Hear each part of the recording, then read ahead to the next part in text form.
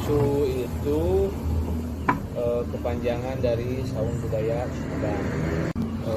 Saung Budaya Sumedang ini merupakan tempat ya, tempat untuk berkegiatan atau para seniman, budayawan ataupun masyarakat siapapun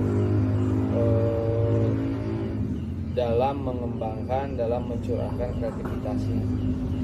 Berjalan sekian waktu, karena kurangnya support atau dukungan pemerintah, karena yang namanya pengelolaan, baik pengelolaan bangunan ataupun pengelolaan kegiatan itu memerlukan biaya, sehingga Sabusu waktu itu sempat dikerjasamakan dengan pihak ketiga, dalam tanda kutip para pengusaha, artinya disewakan, hanya tinggal satu bangunan saja.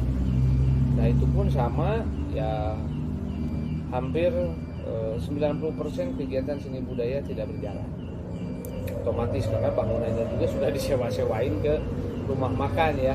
Mungkin bisa lihat foto-foto zaman dulu, kebanyakan itu yang ditawarkan Sabusu itu baik di Google Map ataupun Google Bisnis dan lainnya itu makanan terus ya, rumah makan. Seiring dengan berjalannya waktu ya, kita bagian daripada masyarakat Jatinangor merasa prihatin terhadap Saung Budaya Sumedang.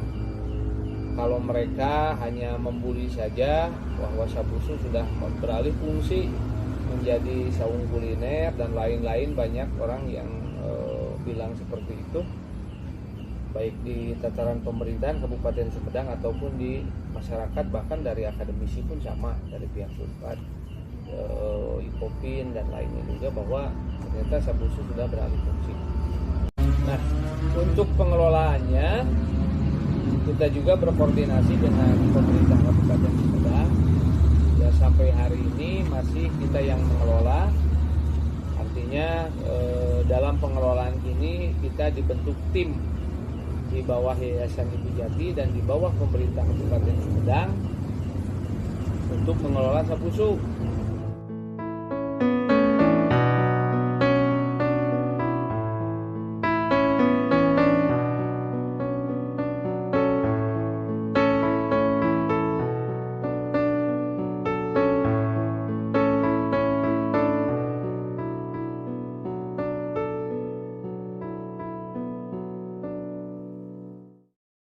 Kelompok itu adalah suatu kelompok yang terdiri dari 2 atau lebih individu yang memiliki hubungan psikologi secara jelas antara anggota satu dengan yang lain dan berlangsung dalam situasi yang didalami.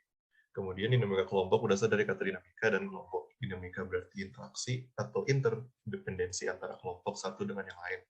Sedangkan kelompok adalah kumpulan individu yang berinteraksi dan mempunyai tujuan yang lain. Mempunyai tujuan bersama.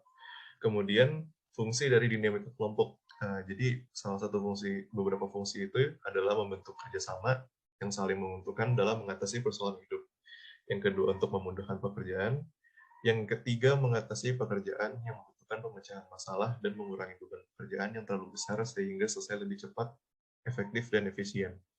Salah satunya adalah dengan membagi pekerjaan besar sesuai membagi kelompok masing-masing atau sesuai keahlian.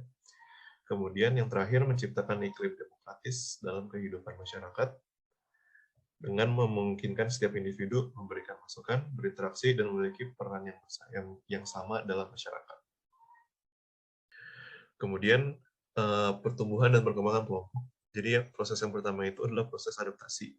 Proses adaptasi itu berjalan dengan baik apabila yang pertama setiap individu terbuka memberi informasi yang baru, dan yang kedua setiap kelompok selalu terbuka untuk menerima peran baru. Kemudian yang kedua itu adalah pencapaian tujuan. Jadi dalam pencapaian tujuan, setiap anggota kelompok itu harus yang pertama menunda kepuasan dan pelepasan ikatan dalam rangka mencapai tujuan bersama. Yang kedua, membina dan memperluas pola berkelompok. Dan yang ketiga, terlibat secara emosional untuk mengungkapkan pengalaman-pengetahuan dan kemampuannya. Selain dua hal tersebut, perkembangan kelompok dapat ditunjang oleh bagaimana komunikasi yang terjadi dalam kelompok. Dengan demikian, perkembangan kelompok dapat dibagi menjadi 3 tahap. Yang pertama, praafiliasi atau tahap permulaan. tahap fungsional itu ditandai dengan adanya rasa senang antar satu sama lain, tercipta homogenitas, kecocokan, dan kekompakan dalam kelompok. Dan yang ketiga, tahap disolusi atau tahap ketika anggota kelompok sudah mempunyai rasa tidak membutuhkan lagi dalam kelompoknya. Kemudian dikarenakan di dalam kelompok itu sering terjadi miskomunikasi, jadi kemudian kami ingin membahas tentang jaringan komunikasi. Jadi jaringan rantai atau chain, dalam jaringan ini komunitas mengalir menurut rantai komando formal, baik ke bawah maupun ke atas. Untuk jaringan roda, jaringan ini mewakili komunikasi yang mengalir antara pemimpin yang kuat dengan identitas yang jelas dan anggota lainnya dalam suatu kelompok kerja atau tim. Pemimpin berfungsi sebagai setiap pusat kegiatan dalam setiap komunikasi yang dilakukan. Kemudian untuk jaringan semua saluran, dalam jaringan ini komunikasi mengalir dengan bebas antara semua anggota kelompok kerja.